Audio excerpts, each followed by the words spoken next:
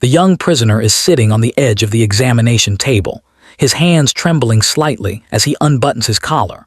For 6 months, he has been hiding a hard, golf ball-sized lump on the side of his neck, terrified that reporting it would mean being marked as unfit and executed. The American doctor steps forward, expecting to treat a routine case of swollen glands or a simple infection from the trenches.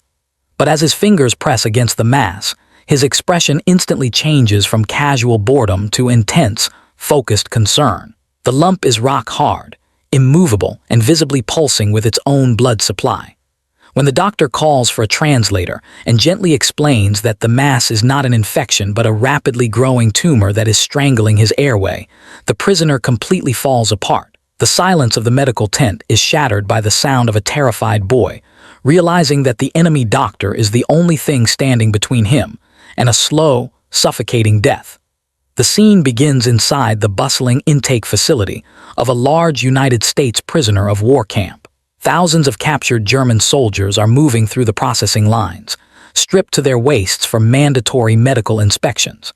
Among them is a 19-year-old boy named Friedrich, who keeps his head turned slightly to the right and his shoulder hunched up to hide the left side of his neck. He is sweating profusely, not just from the heat of the crowded room, but from a deep, gnawing terror that has been eating at him for months.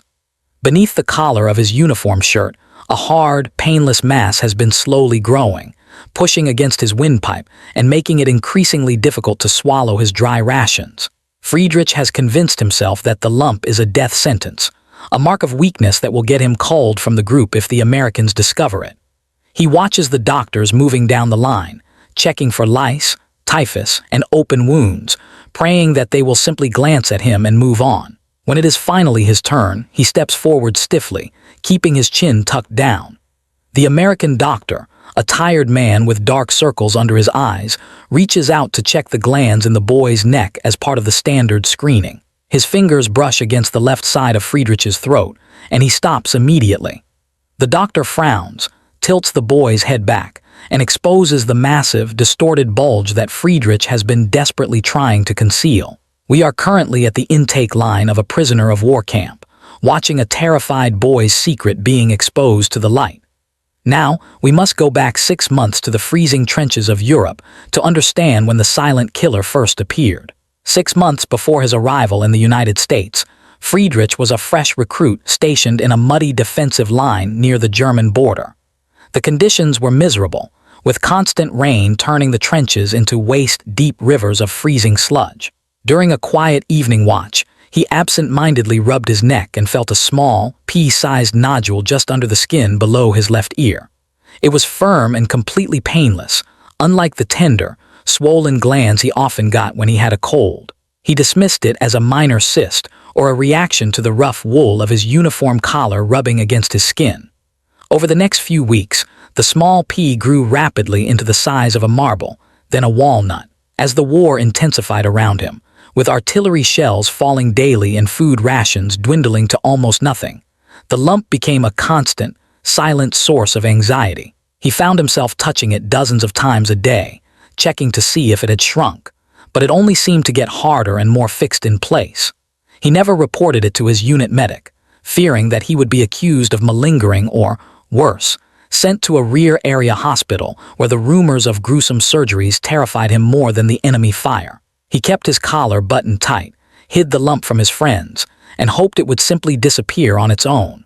We are in the freezing mud of a frontline trench, watching a young soldier ignore the early warning signs of a deadly disease.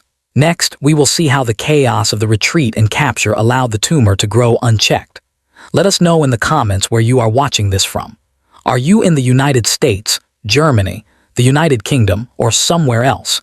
If you want to dive even deeper into these untold stories, consider becoming a channel member. You'll get your name mentioned in the video, early access to videos, exclusive content, and direct input on which stories we cover next.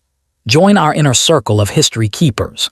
As the Allied forces broke through the German lines, Friedrich's unit was thrown into a chaotic, desperate retreat across the countryside. For 3 weeks, they marched day and night, sleeping in barns and ditches, constantly moving to avoid encirclement. The physical stress of the retreat seemed to feed the growth in his neck. The lump expanded aggressively, pushing deeper into the soft tissue of his throat and beginning to press against his esophagus. He started having trouble swallowing the hard, dry biscuits that made up their rations, often having to wash every bite down with large gulps of water. The other soldiers in his squad were too exhausted and focused on their own survival to notice the subtle change in his appearance. Friedrich learned to chew his food slowly and carefully, masking the difficulty he was having with every meal. The fear of being left behind if he showed any sign of sickness drove him to keep up with the grueling pace, even as the tumor began to sap his energy. He told himself that once the war was over, he would find a doctor in a quiet village who could fix it, a naive hope that kept him moving forward one painful step at a time. We are on the muddy roads of a retreating army, watching a boy fight a two-front war against the enemy and his own body. Now, we move to the moment of surrender, where his secret is almost discovered by the capturing forces. The retreat ended in a massive, disorganized surrender in a dense forest, where Friedrich's unit was surrounded by American tanks. As they threw down their weapons and raised their hands, an American soldier grabbed Friedrich by the collar to check his dog tags. The soldier's hand brushed directly against the hard mass, and he pulled back, looking at the boy with a confused expression.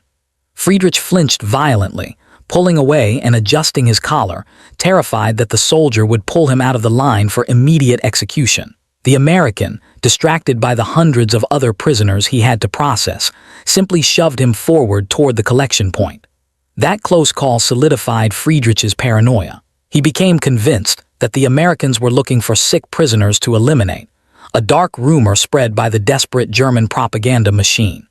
He spent the next few days in the temporary holding pens, constantly adjusting his uniform, hunching his shoulders, and avoiding eye contact with any medical personnel.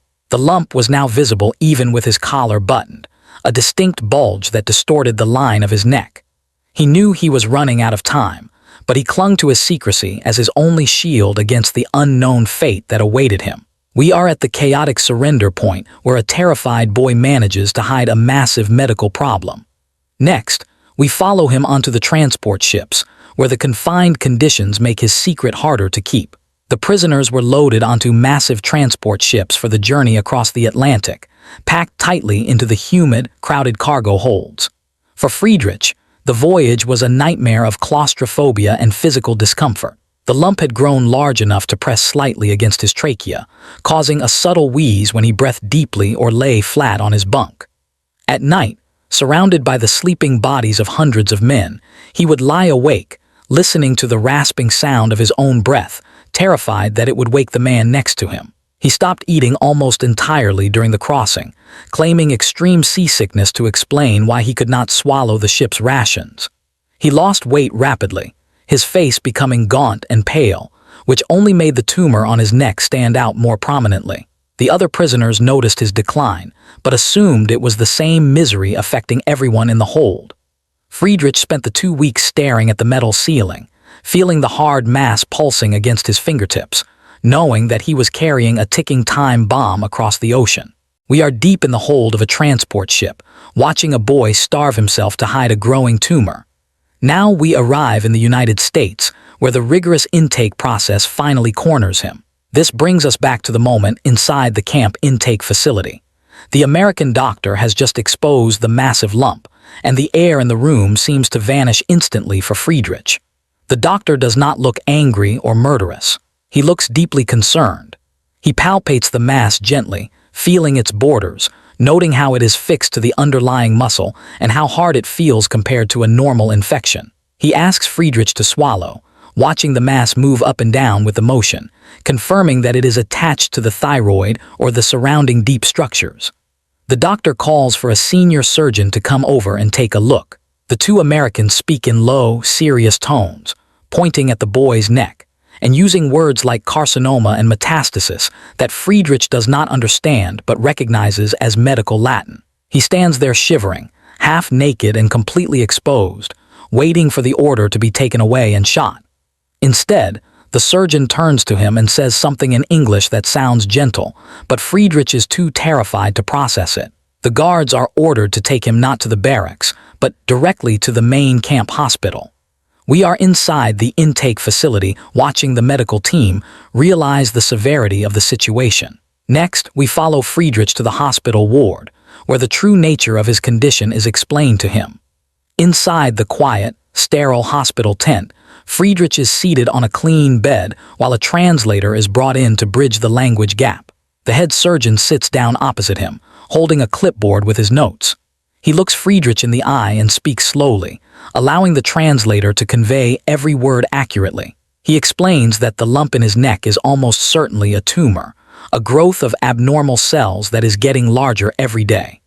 He tells him that it is already pressing on his windpipe and his food pipe, and that if it is left alone, it will eventually choke him to death. Friedrich listens to the German words, his face pale and completely devoid of expression.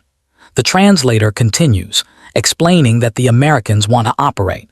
They want to cut it out before it spreads any further or closes his airway completely. The surgeon emphasizes that this is a dangerous surgery, but it is his only chance. Friedrich stares at them, his mind reeling. He had expected a bullet, and instead, he is being offered a complex, life-saving operation by the enemy. The cognitive dissonance is overwhelming. We are in the hospital ward watching a boy receive a devastating medical diagnosis from his captors. Now, we witness the emotional collapse that follows.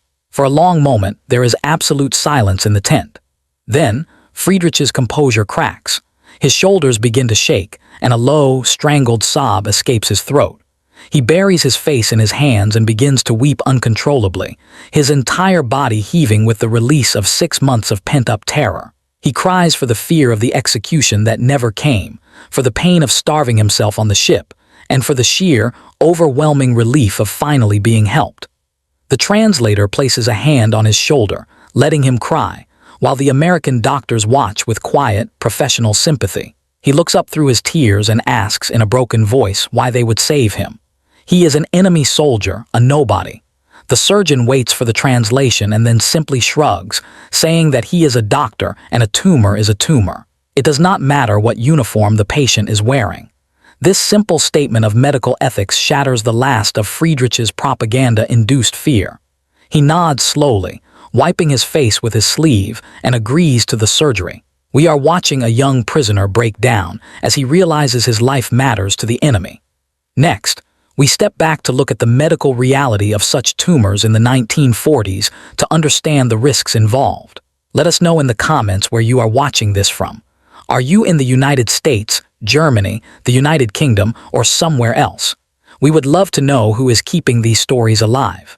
To understand the gravity of Friedrich's situation, we must look at the state of surgery in the 1940s. A neck tumor of that size, likely a lymphoma or a thyroid carcinoma, presented a massive surgical challenge. The neck is packed with vital structures: the carotid artery, the jugular vein, the vagus nerve, and the intricate nerves controlling the voice and facial muscles. Accidentally nicking any of these could result in massive hemorrhage, stroke, or permanent paralysis of the face or vocal cords. Anesthesia was also far riskier than it is today, relying on ether or chloroform, which carried their own dangers of respiratory arrest. The American surgeons were highly skilled, having dealt with countless complex trauma cases from the battlefield, but a delicate cancer resection was a different beast entirely. It required precision, patience, and a steady hand, not just the speed needed for trauma surgery. Friedrich was putting his life in the hands of doctors who were improvising a high-stakes cancer treatment in a canvas tent in the middle of a prison camp. We are looking at the high-stakes medical context of the operation. Now, we return to the hospital ward as Friedrich is prepped for the surgery that will decide his fate. The night before the surgery, Friedrich is moved to a pre-operative recovery room. He is given a sedative to help him sleep, but his mind is racing. He touches the hard lump on his neck one last time, feeling the pulsing blood vessel that feeds it. He thinks about his family back in Germany, wondering if they even know he is alive, and if he will survive to see them again. The nurse comes in to check his vitals, smiling kindly and adjusting his blankets. He watches her leave, realizing that this enemy camp feels more like a sanctuary than anywhere he has been in the last year. The fear of death is still there, but it is different now. It is a clean, medical fear, not the dirty, hopeless terror of the trenches. He closes his eyes, focusing on the steady rhythm of his own breathing, knowing that tomorrow morning he will either wake up without the lump or he will not wake up at all. We are in the quiet moments before the operation, watching a boy make peace with his uncertain future. Next, we enter the operating theater as the surgeons begin their work. Friedrich is wheeled into the brightly lit operating theater, the smell of antiseptic heavy in the air. The anesthesiologist places a mask over his face, instructing him to count backward. The sweet, chemical smell of ether fills his lungs, and the world fades into a buzzing darkness. The head surgeon, Dr. Miller, steps up to the table, scrubbing his hands thoroughly. He looks at the distorted neck of the young man and takes a deep breath. He knows this will be a long morning. He makes the first incision, a long, careful cut along the natural crease of the neck to minimize scarring. The skin parts, revealing the layers of muscle and fascia underneath. As he dissects deeper, the massive tumor comes into view. It is an ugly, lobulated mass, dark red and angry-looking, tightly adhered to the sternocleidomastoid muscle and pressing dangerously against the carotid artery sheath. The room is silent except for the rhythmic hissing of the ventilator and the quiet requests for instruments. We are inside the operating room, watching the surgeons expose the deadly growth. Next, we witness the critical moments as they attempt to separate the tumor from the vital blood vessels. The surgery enters its most dangerous phase. Dr. Miller must separate the tumor from the carotid artery, the massive vessel supplying blood to the brain. A single slip of the scalpel here would cause a catastrophic bleed that would be impossible to stop in time. He uses blunt dissection, gently teasing the tissue apart with small hemostats, working millimeter by millimeter. The tumor seems to fight back, clinging stubbornly to the artery wall. Sweat beads on Dr. Miller's forehead, and a nurse gently wipes it away. He holds his breath for seconds at a time, his hands moving with absolute, steady precision. He identifies the vagus nerve, a thin white strand running alongside the artery, and carefully moves it out of harm's way. The tension in the room is palpable. Every person in the theater knows that the boy's life hangs on the tip of the surgeon's instrument. Finally, with a soft release, the tumor separates from the vessel, and Dr. Miller exhales sharply.